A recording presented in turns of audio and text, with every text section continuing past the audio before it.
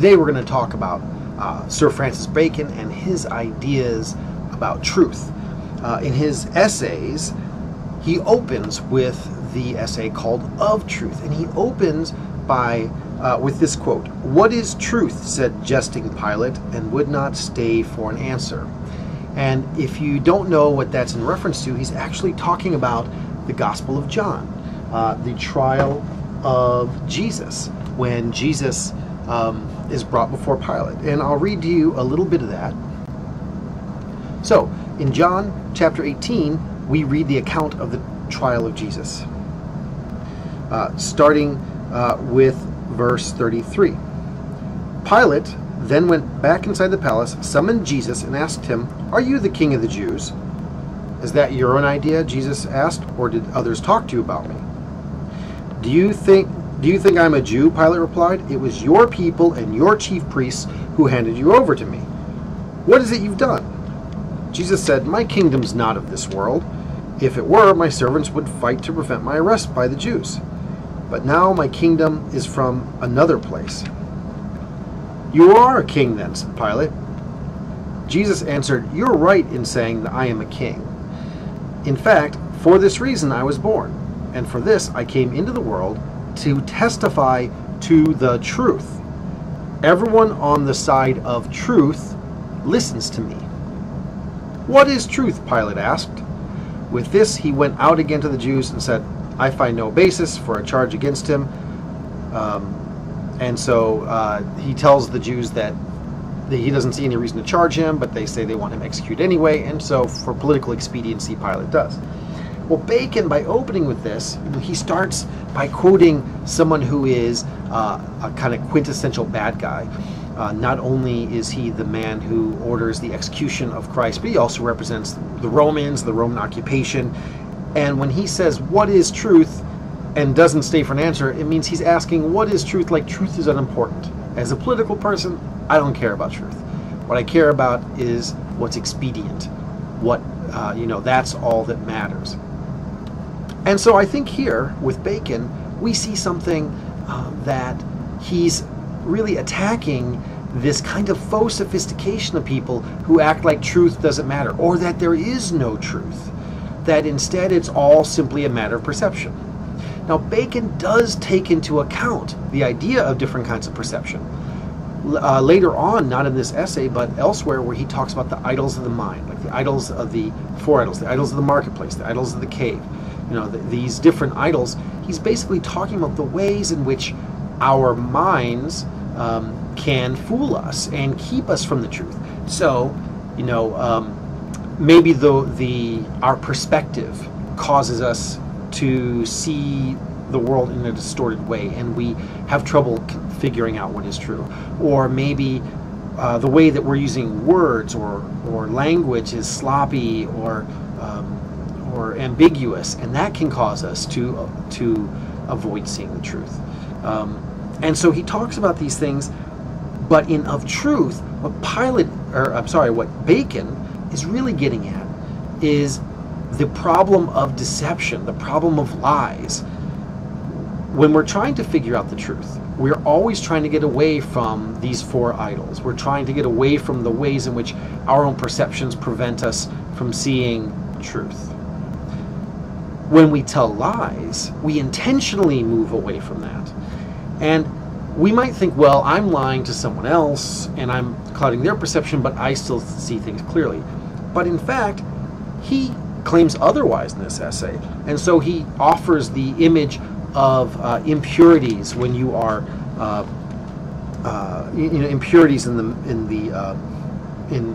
minting of a coin, for example, that it becomes more and more impure.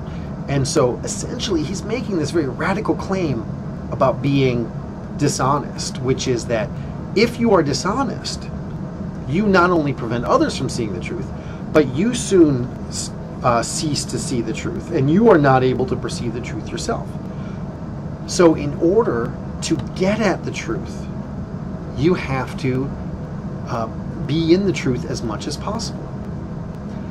And he makes this claim not simply for things like science or investigation or philosophical truth or civic truth, but also theological truth. So essentially what he's saying is, if you want to have the right ideas, say, about God, you have to be honest in your own life.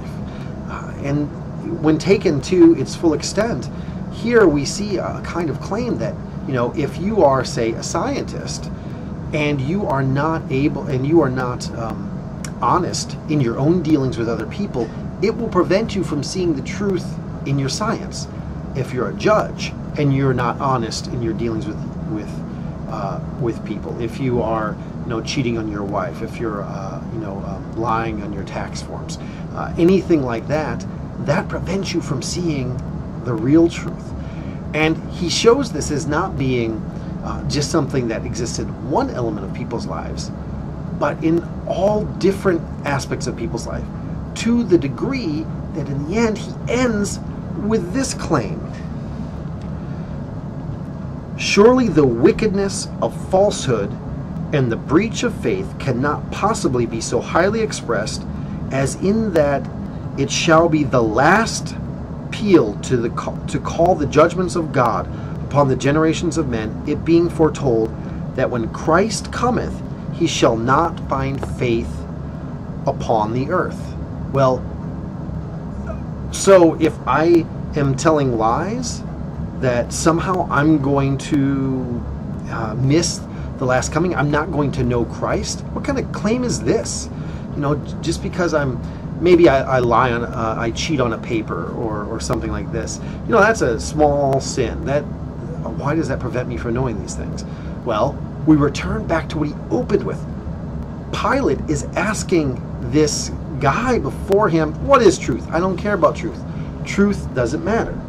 Well, what Francis Bacon would have known is, a couple chapters earlier, in the same day that this happened, Jesus, in John chapter 14, verse 6, Jesus says, I am the way and the truth and the life. No one comes to the Father except through me. If you really knew me, you would know my Father as well. So essentially what Jesus makes the claim of is, Jesus is saying he is the truth. So let's read later on. Once again, we'll go back to Jesus and Pilate talking. Right? And so Pilate again asks him if he is king of the Jews. And he says, you are a king then? And Jesus answered, you are right in saying I am a king. In fact, for this reason I was born, and for this I came into the world, to testify to the truth. Everyone on the side of truth listens to me. So when Jesus is saying to Pilate, everyone on the side of truth listens to me, he earlier identified himself as the way, the truth, and the light. So if you're on the side of truth, you will listen to me because I am the very embodiment of truth. Pilate responds to that by saying, what is truth? In other words, it isn't just that Pilate doesn't recognize when people are saying true things, but the truth with a capital T is something that Pilate doesn't recognize when it's right in front of him. And that is the radical claim that Francis Bacon is making in his essays. He's saying, there are many things that cause us to imperfectly see the truth. The idols of the marketplace, the idols of the cave. These different idols prevent us from seeing the truth. But the thing that really causes us not to recognize the truth when it's standing right in front of us is deception in our own hearts and when we deceive those around us.